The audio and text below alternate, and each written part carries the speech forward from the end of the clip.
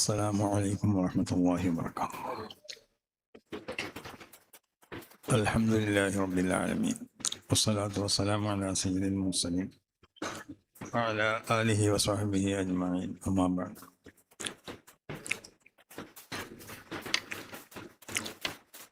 ഏറ്റവും ബഹുമാനമുള്ള ഈ സദസ്സിന് നേതൃത്വം നൽകുന്ന മാരാമംഗലം കുഞ്ഞുമുഹമ്മദ് മുസ്ലിയാർ, സമസ്ത കേരള ജമിയത്തുൽ ഉലമയുടെ വൈസ് പ്രസിഡന്റ് വന്ദ്യരായ ഉസ്താദ് MK മദീനക്കുട്ടി മുസ്ലിയാർ, ഇവിടെ മുഖ്യ പ്രഭാഷണം ചെയ്യുന്ന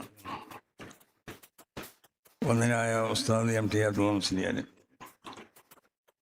അനുസ്മരണ പ്രഭാഷണം നടത്തുന്ന സമസ്ത കേരള ജമിയത്തുൽ ഉലമയുടെ ട്രഷറർ പൊയ്യോട് ഉമർ മുസ്ലിയാർ, സ്വാഗത പ്രസംഗം നടത്തിയ സമസ്ത കേരള ജമിയത്തുൽ ഉലമയുടെ സെക്രട്ടറി ഉമർ ഫൈളി, സമസ്ത കേരള വിദ്യാഭ്യാസ ബോർഡിൻ്റെ പ്രസിഡന്റ് മൂസക്കുട്ടി ഹസ്രത്ത്, കോഴിക്കോട് ഖാദി ബഹുമാനപ്പെട്ട മുഹമ്മദ് കോയ ജമന്റേരി തങ്ങൾ അടക്കമുള്ള വേദിയിലുള്ള സാദാത്തുക്കൾ, മറ്റ് കേരള ജമിയത്തുൽ ഉലമയുടെ മുശാവറ അംഗങ്ങൾ, സമസ്ത കേരള ജമിയത്തുൽ ഉലമയുടെയും അതിൻ്റെ പോഷക സംഘടനകളുടെയൊക്കെ സംസ്ഥാന നേതാക്കന്മാരാവുന്ന പ്രമുഖ വ്യക്തിത്വങ്ങൾ, ഈ സദസ്സിൽ ഇവിടെ ഒരുമിച്ച് കൂടിയ ബഹുമാനമുള്ള സമസ്ത കേരള ജമിയത്തുൽ ഉലമയുടെയും അതിൻ്റെ പോഷക സംഘടനകളുടെയും നേതാക്കന്മാർ, പ്രവർത്തകർ, അനുഭാവികൾ, ബഹുമാനമുള്ളവരെ, വളരെയധികം പുണ്യമായ ഒരു മജ്‌ലിസിലാണ് നമ്മൾ ഒരുമിച്ച് കൂടിയത്. മഹാന്മാരെ സ്മരിക്കപ്പെടുന്ന ആ മജ്‌ലിസ് എന്തുകൊണ്ടും അനുഗ്രഹീതമാണ് എന്നാണ് നമുക്ക് പഠിപ്പിക്കപ്പെട്ടിട്ടുള്ളത്. അപ്പോൾ മഹാന്മാരെ അനുസ്മരിക്കപ്പെടുക, അവരുടെ ജീവിതങ്ങൾ, ആ ജീവിതത്തിലുള്ള അവരുടെ പ്രവർത്തനങ്ങൾ, അവരുടെ സ്വഭാവ ഗുണങ്ങൾ, അവർ പിൻപറ്റിപ്പോകുന്ന നിലപാടുകൾ, ഇതൊക്കെ മറ്റുള്ളവർക്ക് മനസ്സിലാക്കി കൊടുത്തുകൊണ്ട് അവരുടെ ആ റൂട്ടിലേക്ക് ജനങ്ങളെ സഞ്ചരിപ്പിക്കാൻ ആവശ്യമാവുന്ന ഏറ്റവും പ്രധാനപ്പെട്ട ഒരു കർമ്മമാണ് നമ്മൾ ചെയ്തുകൊണ്ടിരിക്കുന്നത് ഈ അനുസ്മരണത്തിലൂടെ. സമസ്ത കേരള ജമിയത്തുൽ ഉലമ എന്ന ഈ മഹത്താവുന്ന പ്രസ്ഥാനം, അത് നമ്മളൊക്കെ പറയണത് പോലെ അതൊരു തമാശയായി പറയല്ല. ഇത് മഹാന്മാർ സ്ഥാപിച്ചൊരു സംഘടനയാവുമ്പോൾ തീർച്ചയായിട്ടും ആ മഹാന്മാരുടെ പ്രത്യേകമാവുന്ന തിരുനോട്ടവും അവരുടെ മതവും അവരുടെ നിർദ്ദേശങ്ങളും അവർക്കുള്ള ഉപദേശങ്ങളൊക്കെ എപ്പോഴും ഈ സംഘടനയ്ക്ക് ഉണ്ടായിക്കൊണ്ടേയിരിക്കും. അതുകൊണ്ടാണ് ഇതിൻ്റെ നേതൃത്വ സ്ഥാനത്തുമൊക്കെ ആര് വരണം, ആര് നിയമിക്കപ്പെടണം എന്നൊക്കെ തീരുമാനിക്കപ്പെടുമ്പോൾ അതിൻ്റെ പിന്നിൽ ഒരു ഇലാഹിയാവുന്നതായ ഒരു പ്രവർത്തനം മഹാന്മാർ മുഖേന സാധിപ്പിച്ചെടുക്കപ്പെട്ടിട്ടുണ്ട് എന്നുള്ളതാണ് ഇതിൻ്റെ ചരിത്രം പരിശോധിച്ച് നോക്കിയാൽ നമുക്ക് മനസ്സിലാകും. അതിൻ്റെ അടിസ്ഥാനത്തിൽ സമസ്ത കേരള ജമിയത്തുൽ ഉലമയുടെ ദീർഘകാലം സെക്രട്ടറി ആയിരുന്ന സമസ്ത കേരള ജമിയത്തുൽ ഉലമക്ക് ശക്തി പകരുകയും സമസ്ത കേരള ജമിയത്തുൽ ഉലമയെ ഈ സ്വഭാവത്തിൽ ജനങ്ങളുടെ അറിയുന്ന നിലക്ക് പ്രവർത്തിക്കുകയും നേതൃത്വം നൽകുകയും ചെയ്ത മഹാനായിരുന്നു ബഹുമാനപ്പെട്ട ശൈഖുനാ ശംസുൽ ഉലമാ ഖദ്ദസല്ലാഹു. അത് നമുക്കൊക്കെ അറിയാം, അവർക്ക് പകരം വെക്കാൻ ആരുമില്ല എന്നുള്ളത്. അങ്ങനെയാണ് അവരെ ഇൽമിലോ അല്ലെങ്കിൽ അവരുടെ സംഘടനാ പാഠമോ അല്ലെങ്കിൽ അവരുടെ മറ്റുള്ള സ്വഭാവ ഗുണങ്ങളൊക്കെ അത് അവർക്ക് പ്രത്യേകമാവുന്ന അല്ലാഹു സുബ്ഹാനഹു വ തആല ഇലാഹിയായ നിലക്ക് നൽകപ്പെട്ടതായ കാര്യങ്ങളായി. അപ്പോൾ അവരുടെ വഫാത്തിന് ശേഷം സമസ്ത കേരള ജമിയത്തുൽ ഉലമയുടെ സെക്രട്ടറി സ്ഥാനത്തേക്ക് മഹാനാവുന്ന ചെറുശ്ശേരി സൈനുദ്ദീൻ മുസ്ലിയാരുടെ തിരഞ്ഞെടുക്കപ്പെട്ടത്. അന്ന് ഇത്രമാത്രം വാട്സപ്പ് പ്രചരണങ്ങളോ മറ്റൊന്നും ഇല്ലാത്തൊരു കാലഘട്ടമാണ്. എന്നാലും പലർക്കും പല അഭിപ്രായങ്ങളുണ്ടായി. പക്ഷേ അത് മഹാന്മാരാകുന്ന സമസ്ത കേരള ജമിയത്തുൽ ഉലമയുടെ നേതാക്കന്മാരുടെ ഹൃദയത്തിലേക്ക് പ്രത്യേകമായ ഒരു തോന്നിക്കലാണ്. അതിൻ്റെ അടിസ്ഥാനത്തിൽ ബഹുമാനപ്പെട്ട ചെറുശ്ശേരി സൈനുദ്ദീൻ മുസ്ലിയാർ കഥ അവർ തിരഞ്ഞെടുക്കപ്പെട്ടു. അവർ ആ പൂർവികർക്കുള്ളതായ മഹാനാവുന്ന ശൈഖുനാ ശംസുൽ ഉലമ നയിച്ചതുപോലെ അവരുടെ ആ രീതിയിൽ സമസ്ത കേരള ജമിയത്തുൽ ഉലമക്ക് നേതൃത്വം നൽകുകയും അതിനെ വളർത്താനും അതിനെതിൽ വരുന്നതായ സർവ ശക്തികൾക്കെതിരിൽ പ്രതികരിക്കാനും ഒക്കെ അദ്ദേഹത്തിന് സാധിച്ചു. അതും ഒരു ഇലാഹിയായ ഒരു നിശ്ചയമാണ്. ബഹുമാനപ്പെട്ട ചെറുശ്ശേരി സൈനുദ്ദീൻ മുസ്ലിയാരുടെ ശേഷം പിന്നെ സമസ്ത കേരള ജമിയത്തുൽ ഉലമയുടെ സെക്രട്ടറി ആരാവണം, പലർക്കും പല അഭിപ്രായങ്ങളുണ്ടാവാം. പക്ഷേ ഇതിലില്ലാതെ ബഹുമാനപ്പെട്ട അലിക്കുട്ടി മുസ്ലിയാരെ നവറുല്ലാഹു മർഹദ അവർ തിരഞ്ഞെടുക്കപ്പെട്ടു. അവർ പൂർവീകർക്കുള്ള സ്വഭാവത്തിൽ തന്നെ അവരുടെ വഫാത്ത് വരെ അവർ ഈ സംഘടനക്ക് നേതൃത്വം നൽകുകയും ഈ സംഘടനയെ നയിക്കുകയും ചെയ്തു എന്നതൊരു യാഥാർത്ഥ്യം. അത് ബഹുമാനപ്പെട്ട അലിക്കുട്ടി മുസ്ലിയാർ ഇവിടെ സൂചിപ്പിക്കപ്പെട്ടതുപോലെ അവർക്കൊരുപാട് ഗുണങ്ങൾ ഉണ്ട്. അവർ ഒരു യഥാർത്ഥ പണ്ഡിതൻ്റെ സ്വഭാവ ഗുണങ്ങളൊക്കെ അവരിലുണ്ടായിരുന്നു. അതാണ് അവരുടെ ലാളിത്യം, അവരുടെ താഴ്മ, അവരുടെ വിനയം തുടങ്ങി ഒരു പണ്ഡിതനുക്ക് ഉണ്ടാവേണ്ട ഗുണങ്ങളൊക്കെ ഉള്ളൊരു വ്യക്തിയായിരുന്നു ബഹുമാനപ്പെട്ട അലിക്കുട്ടി മുസ്ലിയാർ. അത് യാതൊരു സംശയവും. പക്ഷേ അല്ലാഹു സുബ്ഹാനഹു വ തആല പ്രത്യേകമാവുന്ന ഒരു തൗഫീഖ് അവരുടെ മുൻഗാമികൾക്ക് നൽകപ്പെട്ടതുപോലെ തന്നെ അദ്ദേഹത്തിനും അള്ളാഹു നൽകിയിട്ടുണ്ട്. ആ തൗഫീഖ് ഉണ്ടായതുകൊണ്ടാണ് ഈ സംഘടനയുടെ ലക്ഷ്യങ്ങളും ഇതിൻ്റെ മുൻഗാമികൾ ഇതിന് പ്രവർത്തിച്ച ആ രീതിയും അവരുടെ നിലപാടുകളൊക്കെ പൂർണ്ണമായി തുറന്നുകൊണ്ട് ബഹുമാനപ്പെട്ടവർക്ക് ഇതിന് നേതൃത്വം നൽകാൻ സാധിച്ചത്. ഇവിടെ ഉമർ ഫൈലി പറഞ്ഞതുപോലെ ഞാനും തന്നെ ബഹുമാനപ്പെട്ടവർ മിനാർക്കുഴി മുദരിസായിരുന്ന കാലഘട്ടത്തിൽ, ഞാൻ പട്ടിക്കാട് ജാമിയ നൂരിയിൽ പഠിച്ചിരുന്ന കാലഘട്ടത്തിൽ അന്ന് ഉള്ളൊരു ബന്ധമാണ് ബഹുമാനപ്പെട്ട അലിക്കുട്ടി മുസ്ലിയാർ. ആ ബന്ധം അവർ മരണപ്പെടുന്നത് വരെ, അവർ വഫാത്താകുന്നത് വരെ ആ ബന്ധം കാത്തു സൂക്ഷിക്കപ്പെട്ടു. അവര് ഇൽമുമായി കൊണ്ട് ബന്ധപ്പെട്ട് ജീവിക്കാൻ അവർക്ക് സാധിച്ചു. അവരുടെ ജീവിതത്തിലുള്ള 99.25 സമയവും കുറച്ച് സമയം അനാരോഗ്യം കാരണം വീട്ടിൽ വിശ്രമിച്ചു. അത് വഹിച്ചാൽ ബാക്കിയുള്ള സമയങ്ങളിലൊക്കെ അവർ ഇൽമുമായിട്ട് ബന്ധപ്പെടുന്നതായ ഒരു സ്വഭാവം നമുക്കുണ്ട്. ഇതുവരെ ഞാൻ ഓർക്കുകയാണ്, ഞങ്ങൾ ഒരിക്കൽ ഫത്വ കമ്മിറ്റി, ഞാനും ബഹുമാനപ്പെട്ട MT ഉസ്താദും മൂപ്പരും അന്ന് ഫത്വ കമ്മിറ്റിയിലുള്ളത്. അന്ന് മൂപ്പര് ഫത്വ കമ്മിറ്റിക്ക് വന്നപ്പോൾ കുറച്ച് സമയം MT ഉസ്താദ് വരാൻ വൈകിയപ്പോൾ മൂപ്പര് പറഞ്ഞു, അന്ന് ഈ കൊറോണയുടെ സമയമാണ്, ഞാൻ ഇന്ന് ഓൺലൈനിലൊന്ന് ദർശ എടുത്തിട്ടേ. അപ്പോൾ ഉസ്മാനോട് കിതാബൊക്കെ വാങ്ങി മൂപ്പര് അവിടെ പോയിരുന്ന് ഓൺലൈനിൽ ദർശ എടുത്തു. നമ്മളൊക്കെ ചെയ്യലുണ്ട്, പക്ഷെ അവർ ആ സമയം തന്നെ അത് പാഴാക്കാതെ വിശുദ്ധമായ ഇൽമിന് വേണ്ടി ബഹുമാനപ്പെട്ടവർ ഉപയോഗപ്പെടുത്തിയതാണ്.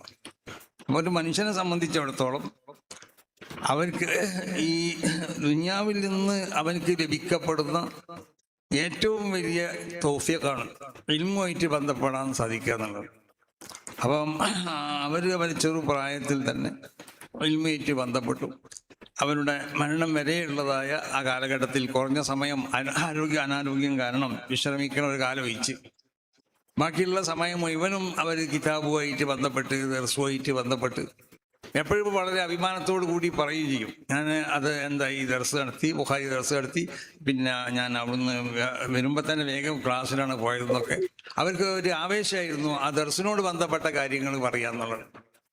അപ്പോൾ ഒരു മനുഷ്യനിക്ക് അള്ളാഹു സുബ്ഹാനഹു വ തആല, ഒരു മുഅ്മിനായ മനുഷ്യനിക്ക് അള്ളാഹു ചെയ്തു കൊടുക്കുന്ന ഏറ്റവും വലിയ അനുഗ്രഹങ്ങളിൽപ്പെട്ടതാണ്. അതുകൊണ്ടുള്ള ഫൈനലിസ്റ്റ് ബിൽ ഇൽമ് അത് മഹാന്മാരൊക്കെ പറയാൻ കാരണം അത് മിൻ അഫ്ളി ത്വഅത്ത്. അപ്പൊ ആ ഏറ്റവും ഉന്നതമാവുന്ന ആ ത്വഅത്തുമായി കൊണ്ട് ആ സൽക്കർമ്മമായി കൊണ്ട് ബന്ധപ്പെടാൻ ജീവിതത്തിൽ ഒരു മനുഷ്യനിക്ക് തൗഫീക്ക് നൽകപ്പെടുക എന്നുള്ളത് ആ മനുഷ്യരെ സംബന്ധിച്ചിടത്തോളം അല്ലാഹു സുബ്ഹാനഹു വ തആല അവരെ ഇഷ്ടപ്പെട്ടിട്ടുണ്ട് എന്നതിൻ്റെ അടയാളമാണ്.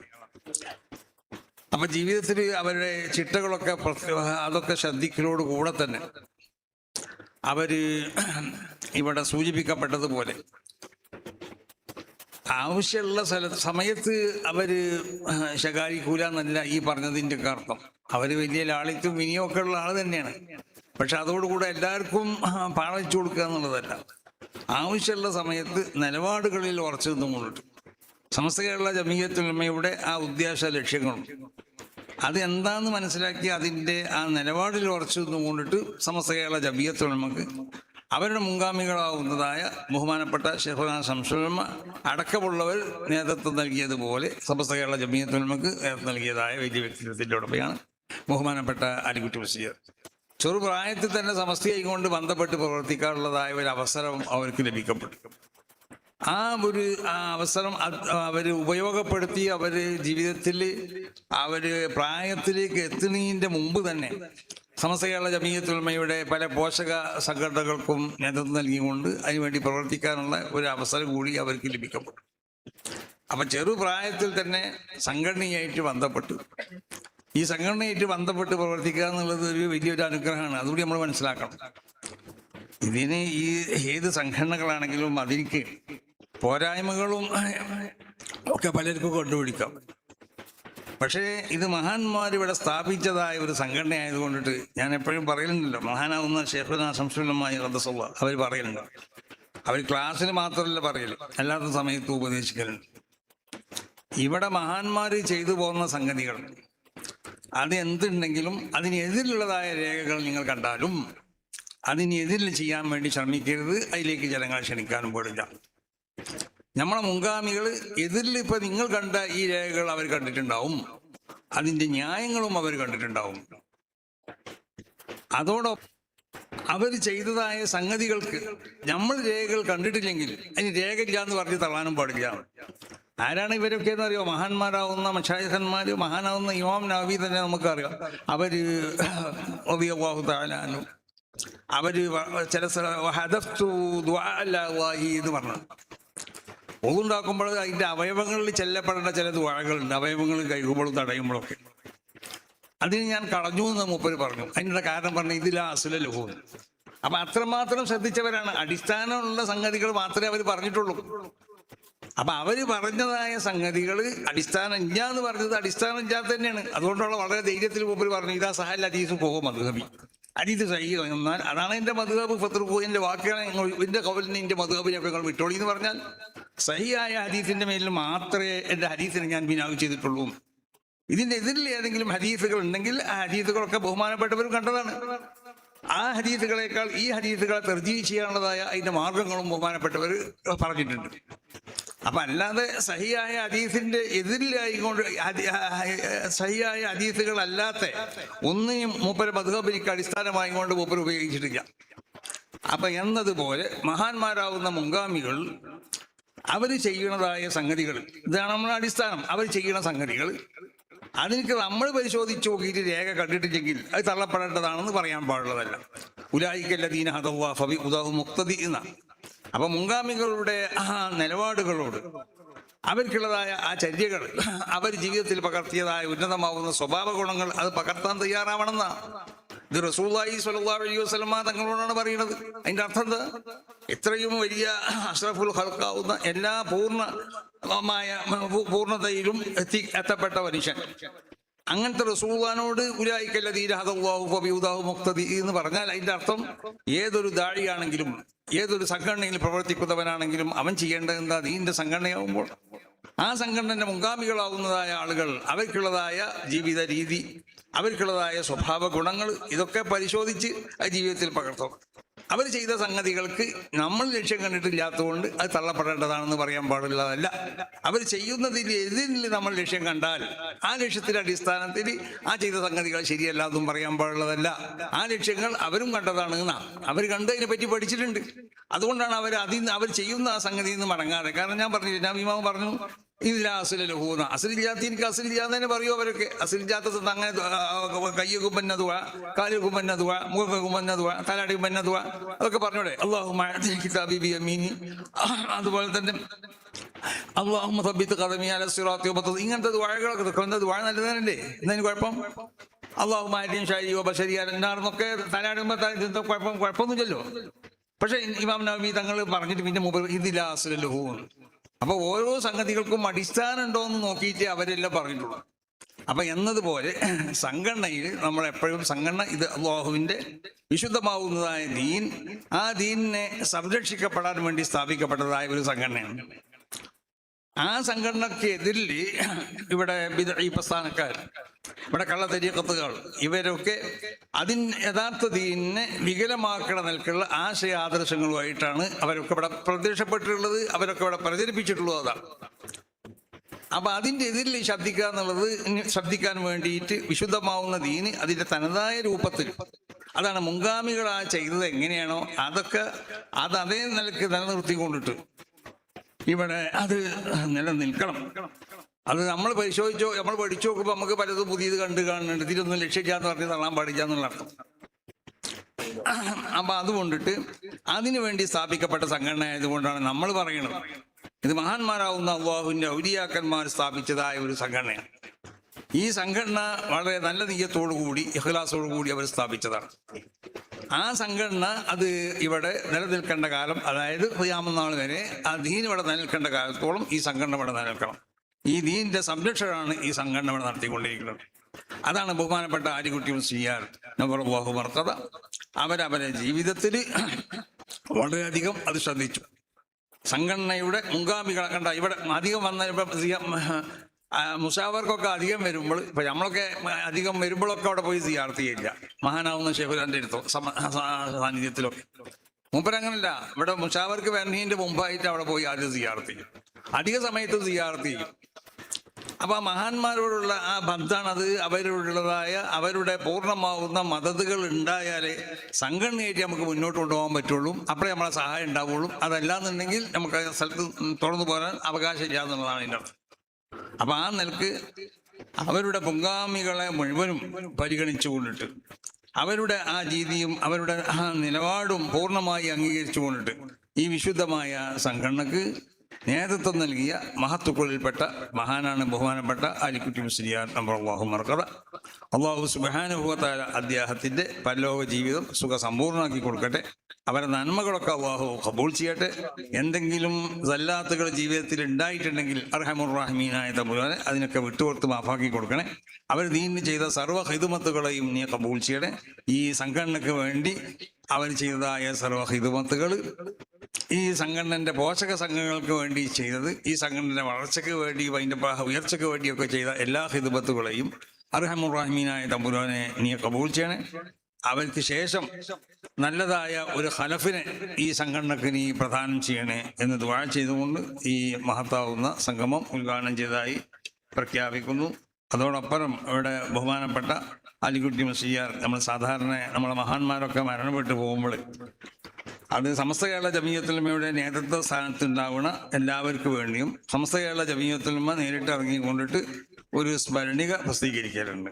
അപ്പോൾ സമസ്ത കേരള ജമീയത്തുൽ ഉലമയുടെ മുഷാവറയുടെ കീഴിലായി കൊണ്ടിട്ട് ആലിക്കുട്ടി മുസ്ലിയാർക്ക് വേണ്ടി നബറല്ലാഹു മർക്കദ ഒരു സ്മരണിക പ്രസിദ്ധീകരിക്കാൻ നമ്മൾ തീരുമാനിച്ചിട്ടുണ്ട്. അത് നിങ്ങളൊക്കെ അറിയിക്കുകയാണ്. അല്ലാഹു സുബ്ഹാനഹു വ തആല അവരുമായി കൊണ്ട് ബന്ധപ്പെട്ട വിഷയങ്ങൾ മറ്റൊക്കെ അതിൻ്റെ ഉത്തരവാദിത്തപ്പെട്ട ആളുകൾ ബന്ധപ്പെട്ടവരോട് ഉണർത്തുമ്പോൾ അതുമായി സഹകരിച്ചുകൊണ്ട് വിവരങ്ങളൊക്കെ നൽകണമെന്ന് പ്രത്യേകമായി കൊണ്ട് എല്ലാവരോടും അഭ്യർത്ഥിക്കുന്നു.